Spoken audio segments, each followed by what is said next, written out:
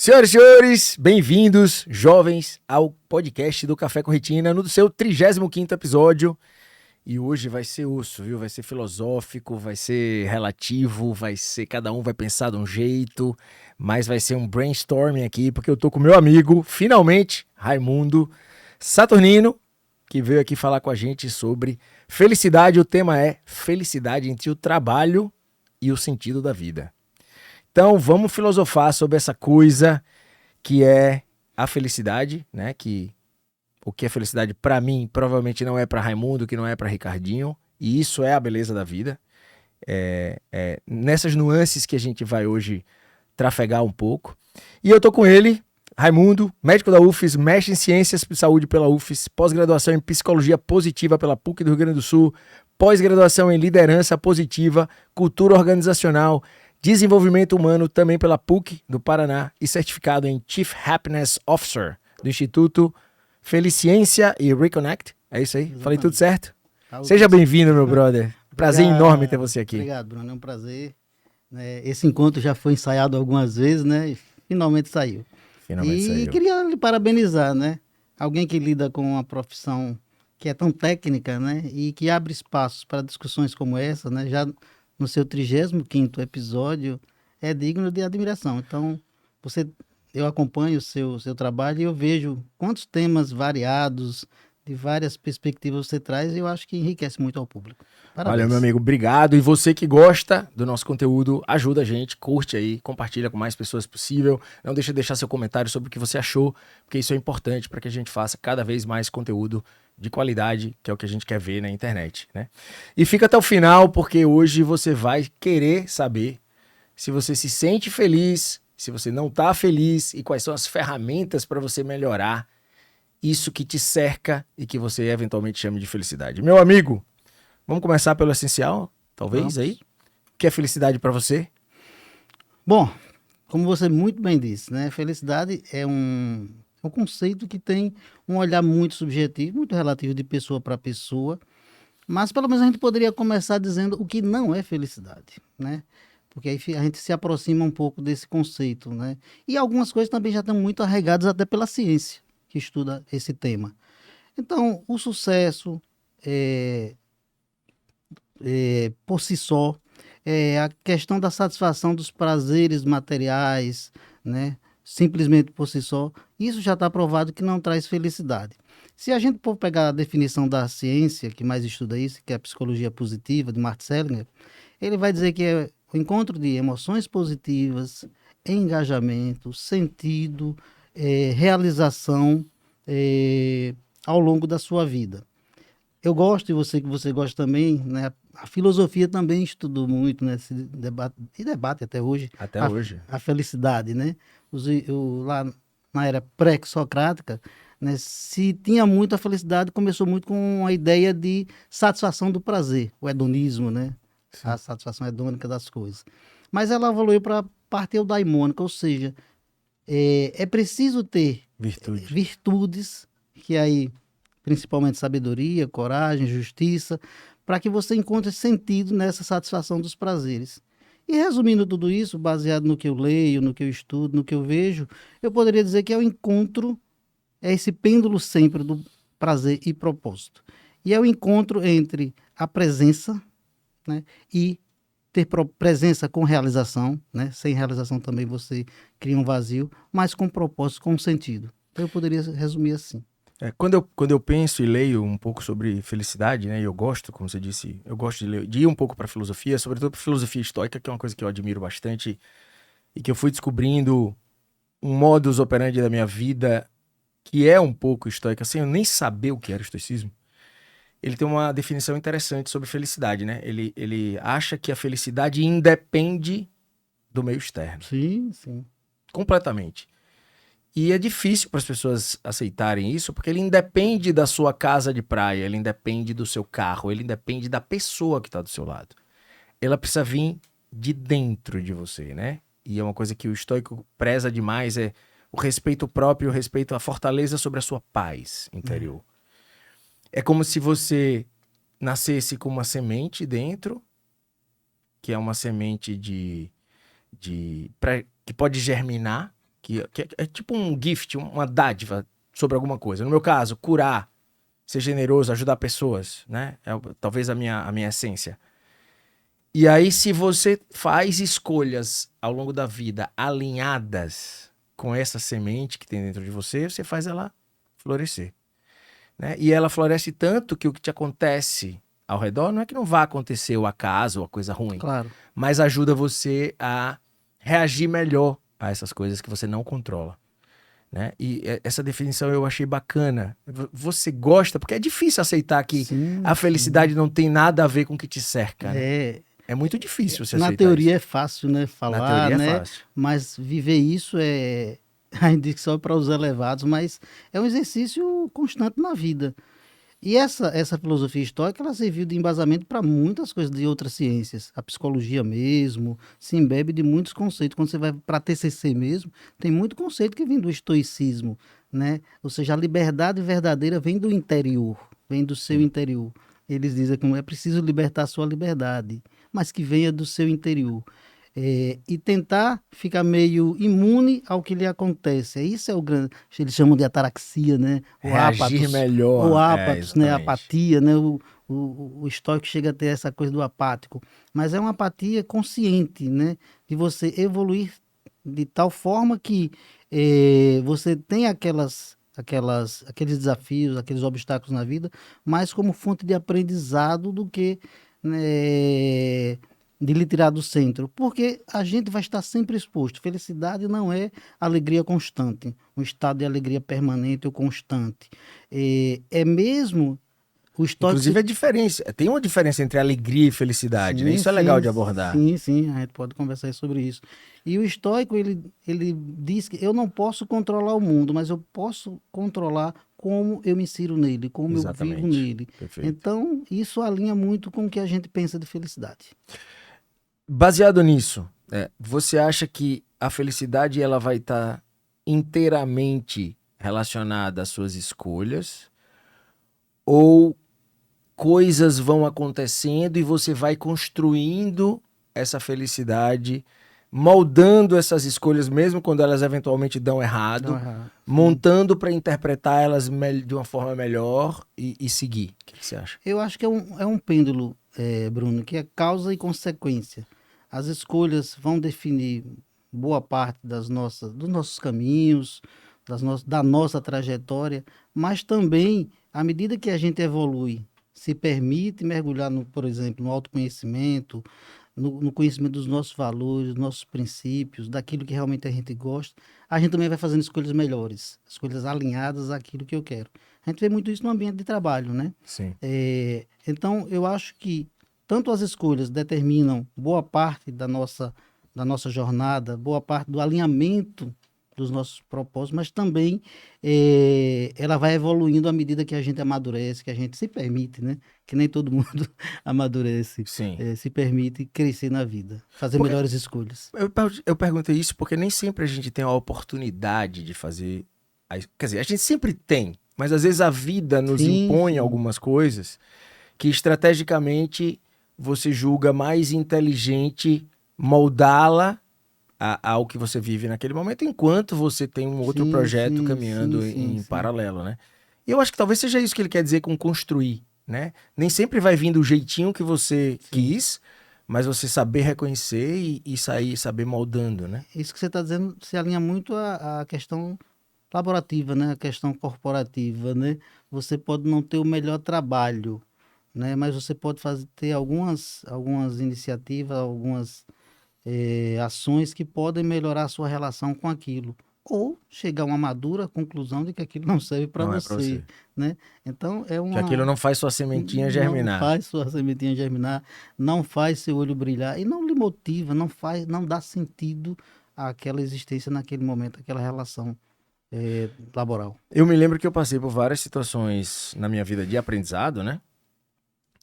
Não no meu trabalho atual, em que não necessariamente eu estava no lugar mais agradável do mundo, Sim, mas eu sabia extrair dele o lado bom, porque eu sabia que aquilo ali era momentâneo dentro de um projeto maior de crescimento pessoal, né? E eu digo muito isso às vezes nos funcionários que estão perto de mim, mais ligados a mim, que assim, não me interessa se esse não é o seu projeto de vida principal, mas no momento ele tem que ser 100% o que você pode dar. Com Né? certeza. Você acha que é por aí que Eu você acho. motiva pessoas no ambiente de trabalho, mesmo que ela não esteja totalmente sintonizada com aquilo? Para mim, um dever de casa a ser feito internamente pela pessoa, né? A nível individual mesmo, e claro, um dever de casa feito pela organização. Nisso que você está falando, eu acho que tem muito do pessoal mesmo, né? Às vezes a pessoa não sabe nem por que é que faz o que faz. Às vezes a pessoa não sabe quais são, o que é que realmente lhe motiva, lhe faz brilhar o olho, o que é que gosta. E aí atribui ao trabalho, eu não estou bem aqui, vive mudando às vezes de trabalho, né? Então, mesmo que você esteja às vezes num ambiente que não lhe dá as maiores oportunidades, o maior prazer, mas você pode encontrar naquilo uma motivação se vier de dentro de você, se você estiver alinhado. Por exemplo, vou dar um exemplo prático disso que eu estou dizendo. A gente fala muito em encontrar propósito, encontrar sentido em tudo que faz, inclusive no trabalho. Tem gente que diz, não, eu vou viver para pagar boleto. Sim.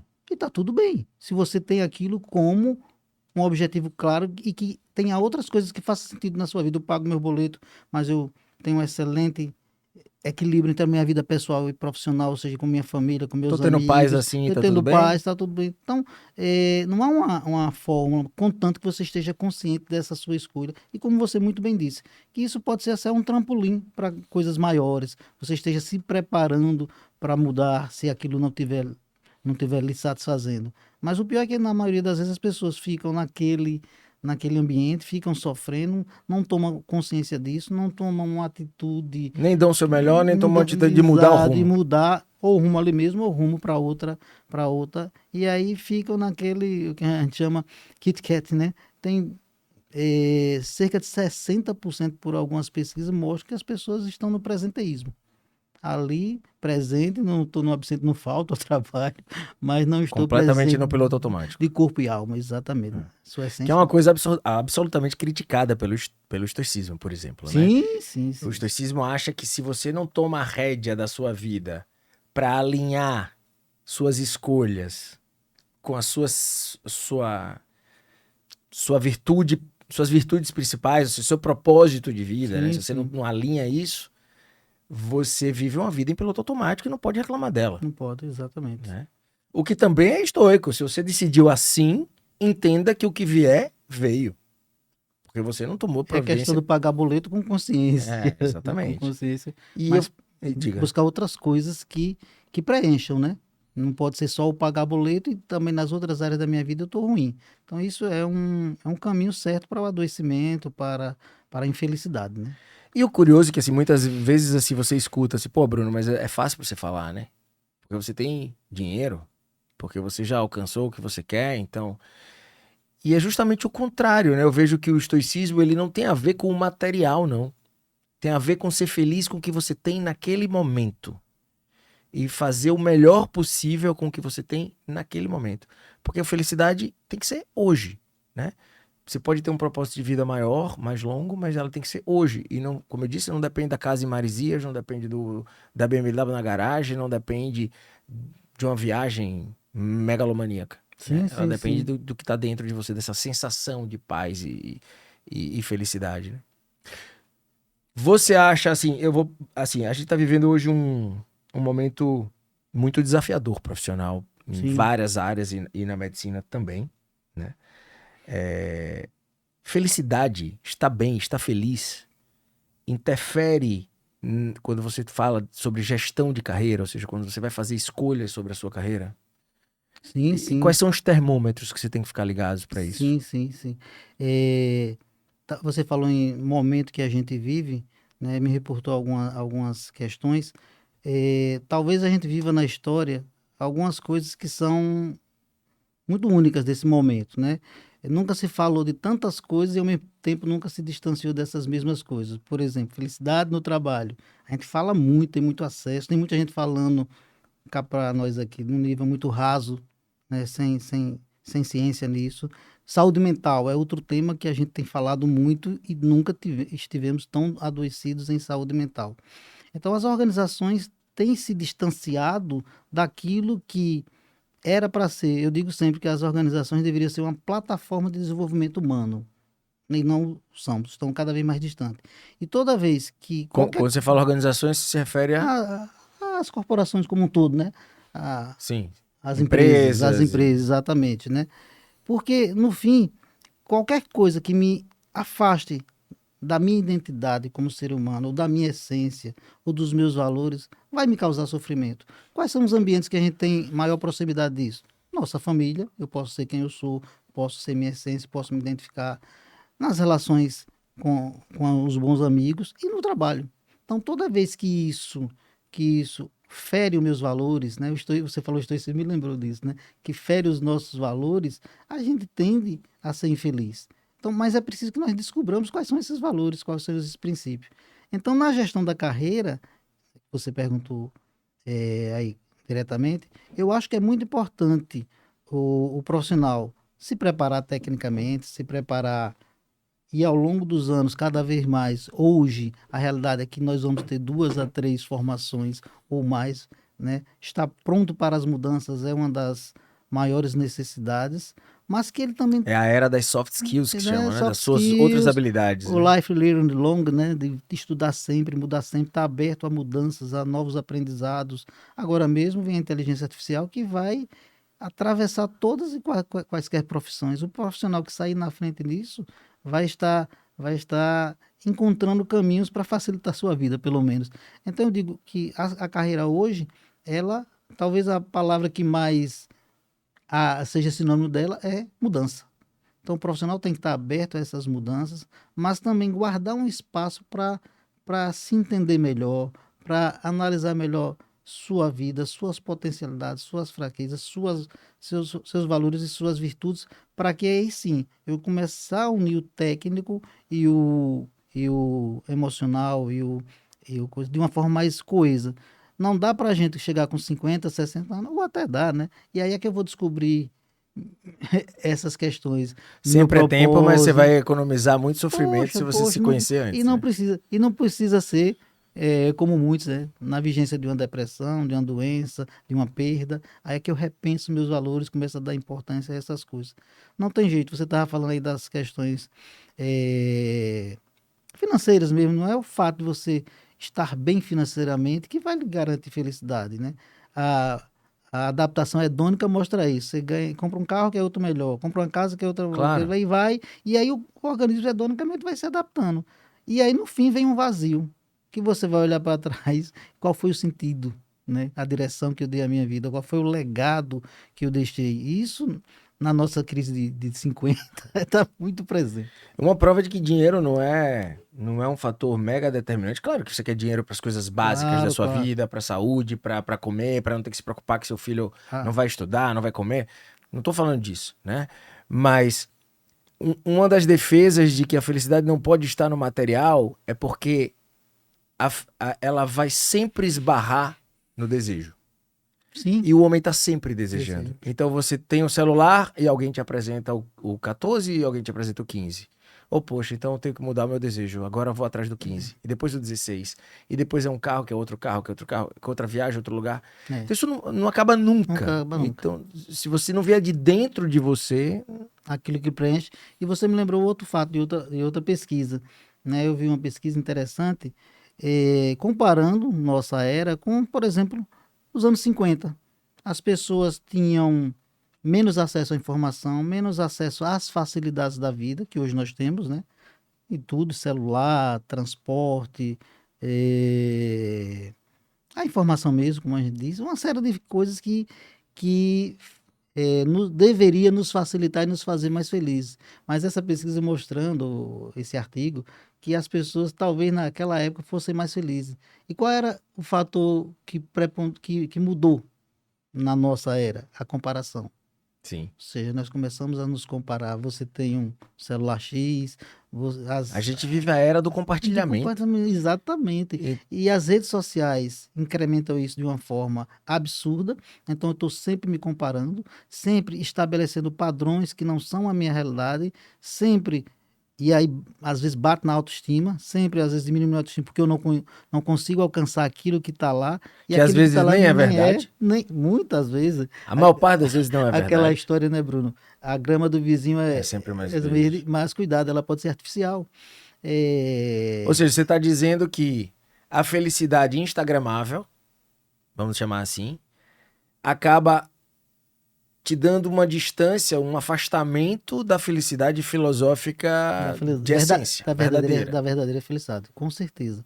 Né? Porque você muda você muda o seu referencial para uma coisa que você nem sabe se é verdade. Esse elemento que é a comparação, que é tão forte hoje na nossa sociedade, né? É difícil uma pessoa entrar no Instagram e não estar comparando com o número de likes, de Sim, curtidas que sim. teve, de seguidores, de não sei o quê, de padrões que Então a gente está vivendo mais, é uma das críticas que a filosofia faz, a gente está vivendo mais a vida dos outros que a nossa própria vida. As escolhas talvez não sejam tão nossas como a gente gostaria e precisaria que fosse. E aí tem um termo, quando você estava falando, estava me lembrando, talvez felicidade seja integridade interna, Sim. né? Eu vi um Respeito próprio. integridade, ter integridade interna, dignidade, aliás, dignidade e integridade interna. Aí a gente É. pode começar a pensar nesse caminho como uma jornada, mas porque Tem uma. dificuldade sempre vai ter, né, Bruno? Sempre vai. Sempre vai, né? Mas tem uma. Inclusive, foi uma parte da minha narrativa de aniversário, né? Que eu citei uma das frases de Marco Aurélio que dizia que, assim, respeito próprio é uma espécie de fortaleza que você cria ao redor de sua paz, né? E eu me lembro que todas as vezes que eu não me senti feliz, existia algo matando minha Que paz, você transgrediu. que eu transgredi. E é engraçado como eu agia em deletar essa coisa deliberadamente. Vou tirar isso aqui que tá me matando, não sei porquê, mas isso aqui não tá com a minha essência. E às vezes isso já foi o academicismo, isso já foi um cargo político, Sim, acadêmico, sim, sim. né? E que parecia grandioso e me matava, né?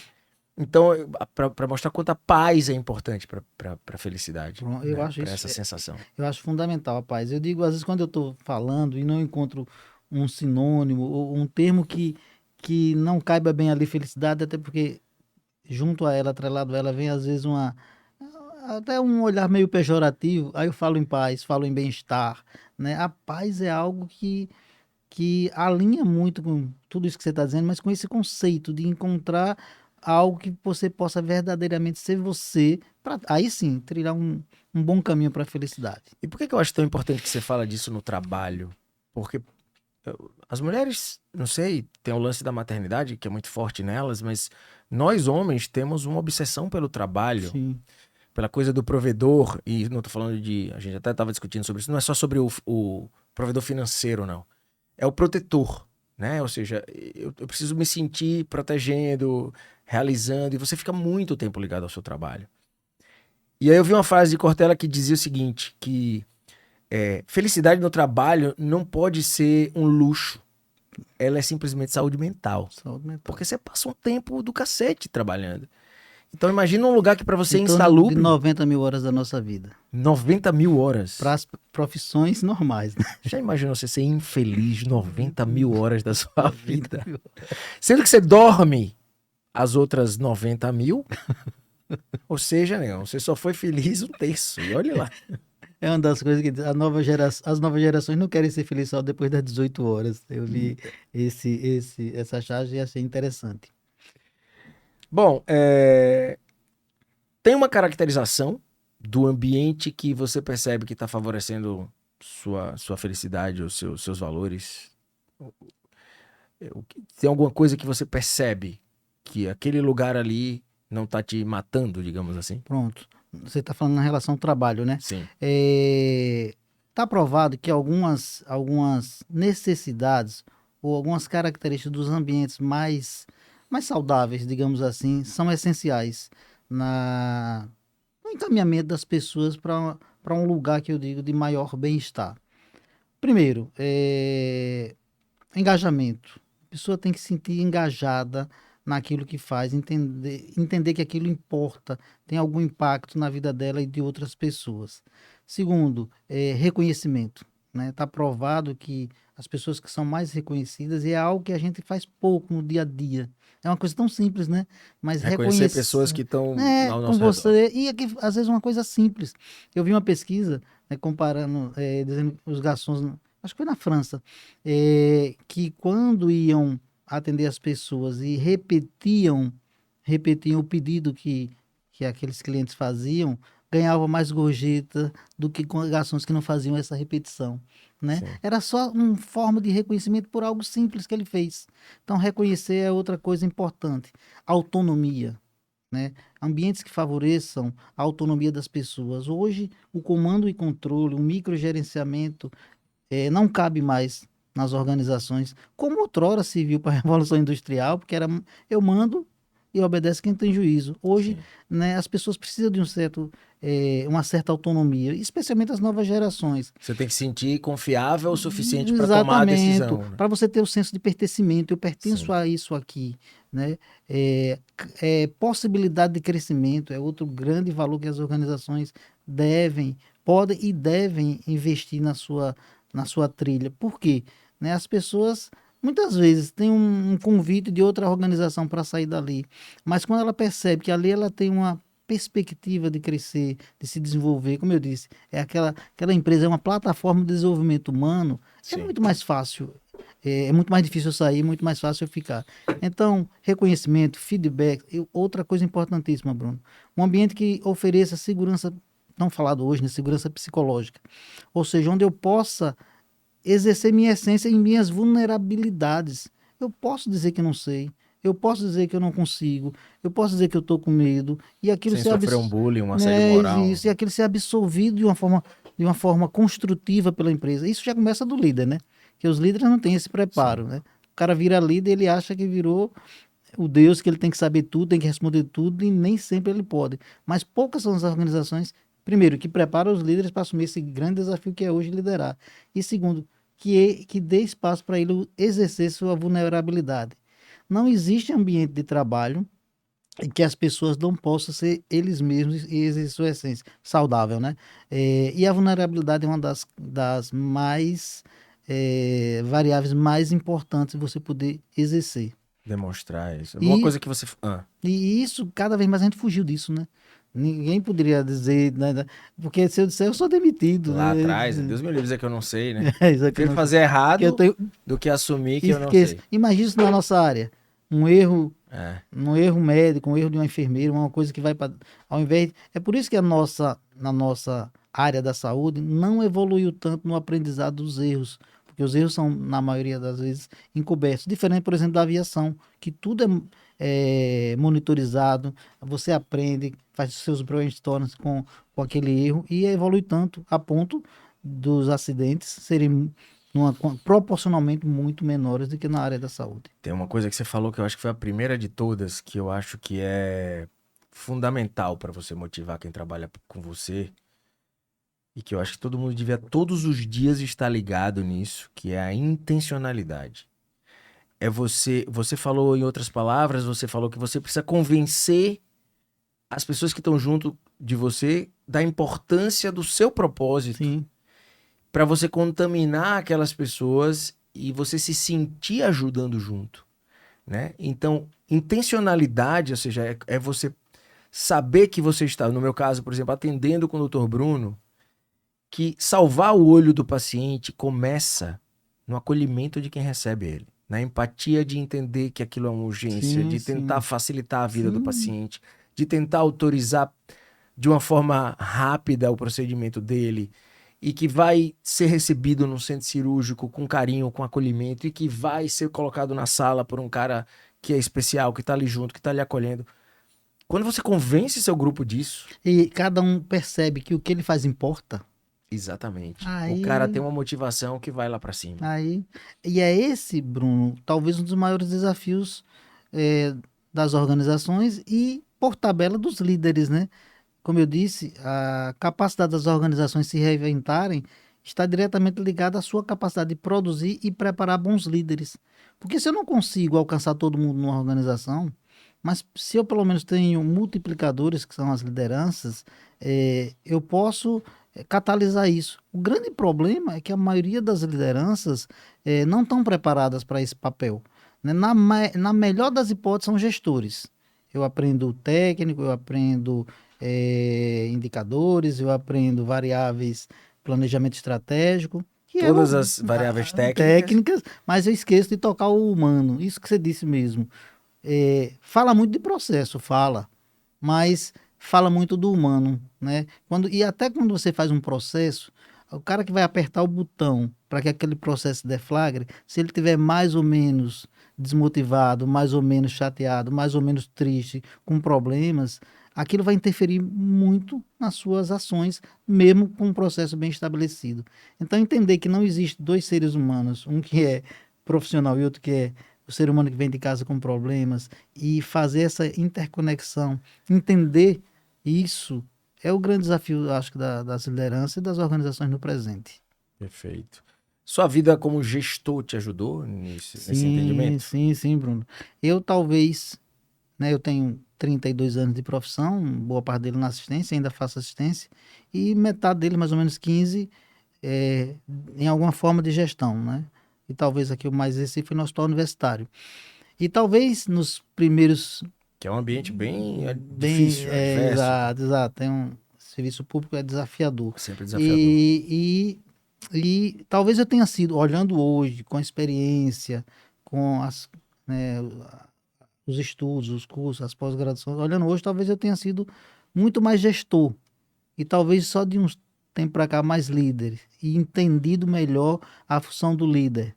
E aí eu percebi que essa trajetória começou a fazer sentido, né?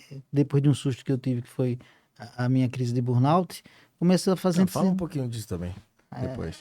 Isso é interessante. Quando eu tive a crise do burnout, isso fez me repensar esses valores, e aí sim que eu fui ver a dimensão do que é ser gestor e líder nessa combinação. E aí me ajudou bastante, tanto a concluir meu ciclo no HU, e a hoje estar tentando levar esses conceitos, essas questões para as organizações, para as pessoas. Seu burnout foi uma desobediência sua, às suas virtudes, às suas sementinhas, seus valores? O que foi? Exato. Ou então, nem isso, Bruno. Às vezes, naquele momento, como muitos profissionais da nossa área mesmo, de nem ter ainda isso muito claro, com muita clareza. Então, eu trabalhava muito, eu cumpria metas, né?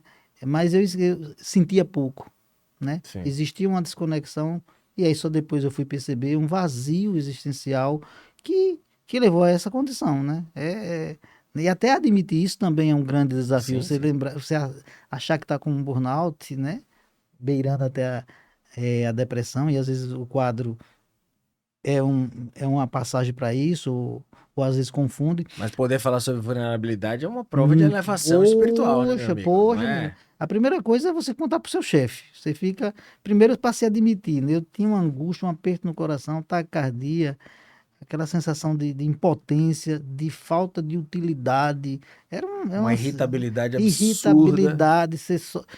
Eu me lembro que eu subia a ladeira do Santo Antônio, muitas vezes para ir para o hospital, e chorava e parava e dava vontade de voltar, dar ré na ladeira. Mas, assim, aí quando comecei a suspeição desse quadro, procurar um profissional e depois contar aos meus chefes, aos colegas, tudo isso ainda é envolto de muito, muito tabu. Mas, na verdade, voltando à questão da gênese disso, eu acho que foi o que acontece com muitos colegas, muitos Médico é o rei do profissionais. burnout, né? A psicóloga que eu fiz, a psiquiatra, ela disse que o maior número de profissionais que ela atendia era da classe médica. E uma história interessante, uma vez eu saí do consultório da psicóloga e tinha uma colega na sala de espera. E quando ela me viu, baixou a cabeça, envergonhada, porque me viu lá e eu também estava descobrindo que ela estava com algum transtorno. Então, esse tema ainda é muito envolto nisso, né? Nessa. E não necessariamente é um transtorno, mas um processo de autoconhecimento. Precisa, exato. Precisa passar por E isso. se não fosse isso, Bruno, eu não teria repensado meus valores, repensado minha forma de viver, de sentir, de liderar, né? E passado a estudar esses temas, passado a encontrar mais sentido na minha vida e ver isso hoje como um propósito mesmo, né? Hoje eu me divido entre essas questões do desenvolvimento humano e muito menos na medicina, mas com extrema satisfação, que eu não tinha naquela época, eu trabalhava tanto, né? Tinha uma agenda cheia, né? Isso fala muito de um tema, eu estava vendo isso, do autocuidado, né? Você Sim. cuida, a gente cuida muito do outro e às vezes esquece de se cuidar.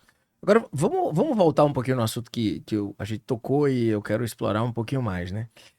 Porque parece que agora essa felicidade instagramável tá fazendo com que a galera mais jovem, ela regrida para aquela coisa meio hedonista lá de trás, onde o prazer está, e normalmente um prazer material, às vezes tem um prazer de ser também, na viagem, no conhecer e tal, mas parece que tá vindo uma necessidade do prazer da colheita antes do plantio, né? E assim, eu também vi, lendo um pouco, tem um livro que é legal de Cortella Carnal e eu te falei, Pondé. E Pondé falando que assim, pô, agora às vezes tá meio chato também falar de felicidade, porque parece meio um fardo, assim, um negócio pré-pronto, onde as pessoas também têm a lavagem cerebral do bem-estar, de você estar bem o tempo todo, como se a felicidade precisasse ser uma linha lá em cima o tempo todo, e que não vai acontecer nunca, né? Que é a felicidade instagramável, Sim, né? O que você pensa um pouco sobre... a gente tem até Você não tem medo disso nos mais jovens, cara? sim, a gente chama positividade tóxica, né? Há uma corrente de que tu, né? Que uma das questões que pode trazer felicidade é você viver emoções positivas a maior parte do tempo. E viver emoções positivas na maior parte do tempo pode não ser Positividade tóxica, tóxica. positividade Gostei tóxica, do né? nome. Então, há o termo que se cunhou para isso, e nas redes sociais isso é muito presente, né? Você pode ser feliz. Só que se trocou, você pode ser feliz com o que você tem que ser feliz. Sim. Então, quando eu percebo que, por exemplo, nas redes sociais, no Instagram, como você mesmo disse, a gente só vê coisas e pessoas e posters que levam a acreditar que as pessoas são todas felizes, né? Eu me vejo na obrigação de ser feliz também. Então, o seu pode ser feliz, e esse pode ser feliz é uma caminhada, é uma construção, é uma jornada com muito do que a gente já conversou, transforma-se, você tem que ser feliz. E aí você tem que ser feliz, começa com comparações, como a gente já conversou, com segmento de padrões que não estão de acordo com a minha realidade, até com a minha essência, e com essa questão mesmo de buscar felicidade a qualquer custo, como você diz, né? Dessa juventude que quer colher antes de plantar.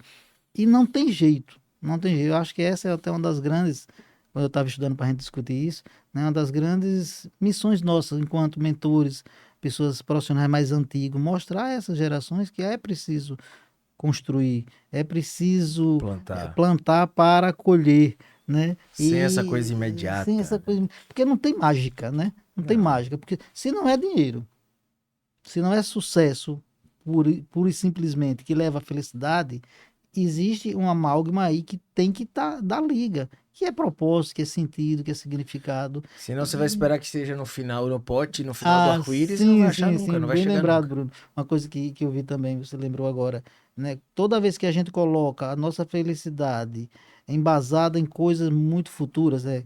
Quando eu casar, quando eu tiver um trabalho, quando eu tiver um emprego, quando eu fizer isso, fizer aquilo, ou seja, a gente está jogando isso para muito longe e a gente não vive o presente. É aquilo que você gosta muito de falar, nós termos a essência do presente. Então, Exatamente. e torna essa felicidade muito mais distante, né? Porque se eu não vivo o meu dia a dia, se eu não invisto no meu dia a dia, se eu não construo no meu dia a dia, eu vou estar sempre postergando a perspectiva de felicidade para o futuro. E aí eu torno ela cada vez mais distante de mim.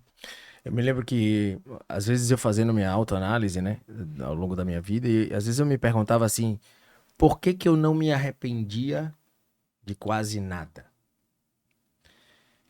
E depois, conhecendo bem, estudando um pouco filosofia e tal, você percebe que, na verdade, você não sabe se você não se arrepende porque aquela coisa não foi ruim, ou porque você transformou a coisa ruim em algo que te acrescentou de alguma forma, Que você tirou proveito dela. né?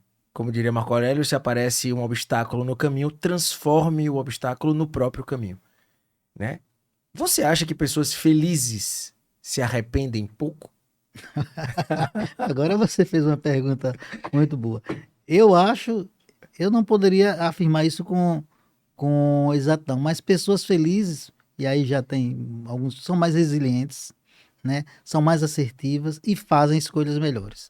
Isso É já, fato. já tem, é fato, isso é fato. Então, caminha um pouco no que você está perguntando, né? Na direção do que você está perguntando. Então, Às vezes elas simplesmente driblam melhor a adversidade exatamente. e Porque, olham pelo lado cheio do copo. exato, né? Porque é como eu disse, né, e você já falou do estoicismo, né? Não é como o mundo se apresenta para você, mas é como você Lê o mundo. lê o mundo, como você se coloca nele, como você enfrenta. Então, se você for pegar pensadores, filósofos, psicólogos, vão ter sempre maneiras diferentes de dizer essa mesma coisa. Não é o que acontece com você, mas é como você reage com o que acontece com você. E isso não é fácil, também não vamos dizer que é uma coisa Não, é fácil. É construção. construção, é você entender que um problema, e aí tem várias correntes, entender que um problema hoje, poxa, o problema é que as pessoas passam pelas situações na vida e depois não refletem, poxa, aquilo me trouxe o que de aprendizado? O que foi que eu aprendi com aquilo? Eu passei por um problema, eu vi quais eram as minhas fragilidades, eu vou analisar, a coisa vai acontecer da mesma forma daqui a algum tempo, só que com outros contornos, e eu continuo apanhando. Não é fácil, às vezes precisa de uma ajuda de um profissional para você entender certos processos, precisa de leitura, precisa de uma série de coisas, mas não dá para a gente querer responder diferente agindo da mesma forma, né? Sim. Aquela velha história de Einstein, Supostamente de Einstein, né? supostamente de Einstein, dizer que Loucura é fazer sempre as a mesma mesmas coisa, coisas. esperando resultados Resultados diferentes. diferentes. Então, se você tem esses momentos, como você bem disse, de aprendizados, e os aprendizados são mais intensos ou mais, não sei, mais marcantes nos momentos de desprazer, nos momentos de desafio, porque normalmente nós ficamos no nosso comodismo quando tudo está bem. A gente não procura crescer, a gente não procura pesquisar. Quando tem um desafio, alguma coisa assim, é que a gente vai se aprofundar, um problema, é que a gente tem a possibilidade de aprendizado com isso, mas nem todo mundo aproveita esse problema. Vou mandar mais uma. Você tá falando de felicidade já há um tempo, né? Sobre trabalho, sobre felicidade, bem-estar no trabalho e tal. O que ainda te emociona no seu trabalho, no que você faz? O que ainda faz você vibrar e arrepiar e ter certeza que você tá no caminho certo? Do coração. Do coração. Gostei da pergunta. Eu acho que é tocar a vida das pessoas, né? Fazer cada anestesia, ver uma pessoa com medo, sofrendo, né? E você muito mais do que com a sua, no meu caso, né? Com seu, muito mais do que seu ato anestésico, que é importante, né? Devolver a pessoa bem depois da cirurgia, mas ver que ela diminuiu os seus temores, sua ansiedade, sua, né? Gerou uma conexão com você a partir da sua conversa, a partir do seu olhar, a partir de uma coisa diferente que não só é técnico. Então, isso ainda eu percebo muito na minha prática. Eu trabalho também, né, no hospital universitário, onde a gente lida com um público muito carente, e até minha esposa brinca comigo, né? Eu tenho a mania de ficar perguntando a vida das pessoas, porque a vida me importa. A A senhora, vida é sobre é só a pessoas. pessoa, chega uma pessoa lá com uma criança com problemas, né? Eu faço muita sedação para crianças para tomografia com autismo e outros problemas. Poxa, aquilo me importa. Como é que a senhora chegou aqui? Como é que vai? Não sei o que, tal, tal, tal. Tentar dar a melhor forma, para você às vezes dar um conselho, encaminhar para outro profissional, que se eu não perguntasse, iria passar. Minha função ali é só fazer a anestesia. Então isso ainda me faz sentir muito orgulho, muita gratidão da nossa profissão. Perfeito, eu sinto bem parecido. Isso e inspirar pessoas de alguma forma, Sim, sim, né? Bruno.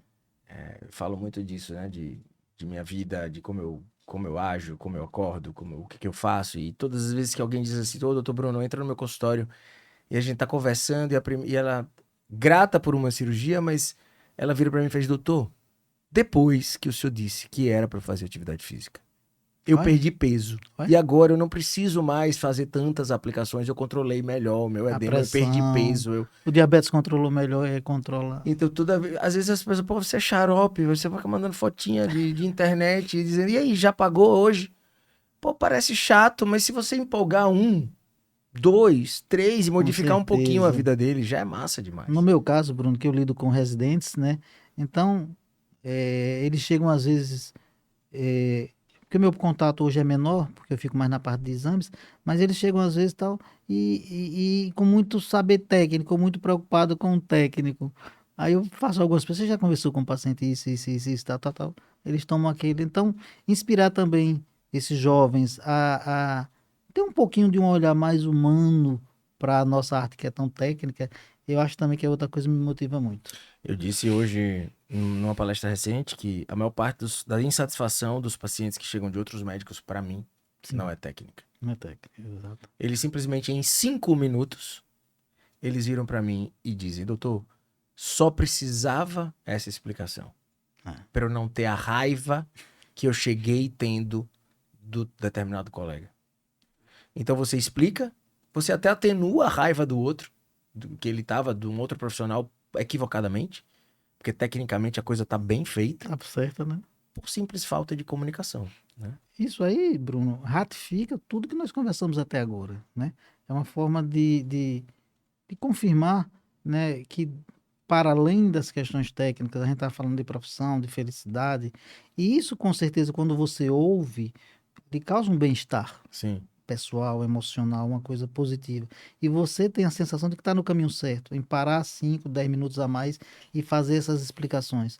Então, as pessoas precisam entender qual é o seu posicionamento também diante da sua profissão, qualquer um que seja. Você está falando enquanto médico consultando, mas isso pode ser para uma série de outras coisas, né? Eu digo lá no hospital, a gente tem uma grande, enquanto profissional de saúde, atendendo um público mais carente, tem uma grande oportunidade, uma oportunidade ímpar de transformar a vida das pessoas, com informação, com um conselho, com um olhar, né? Simplesmente sendo intencional na assistência. Exato, porque são pessoas carentes.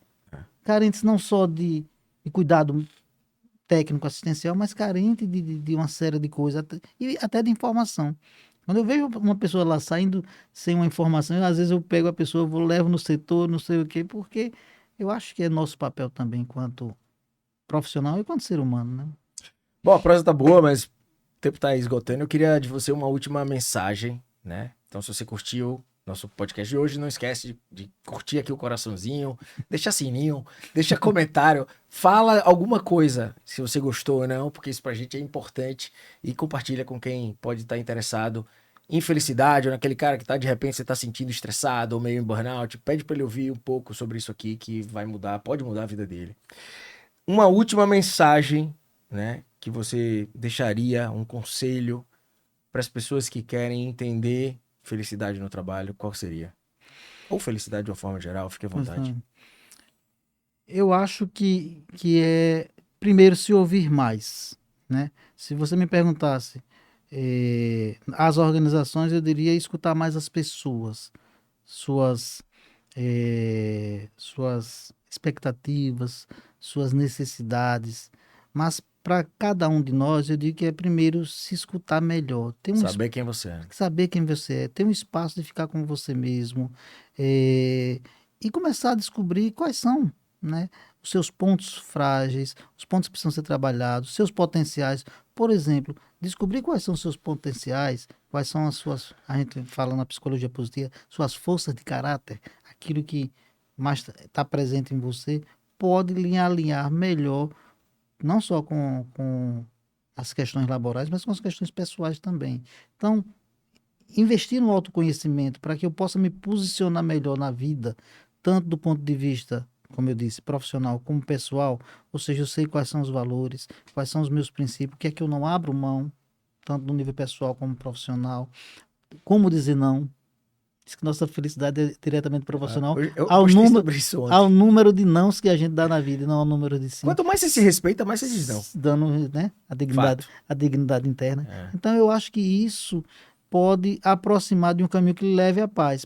Em paz, fica mais fácil você buscar qualquer coisa. Ontem eu acho que é por aí.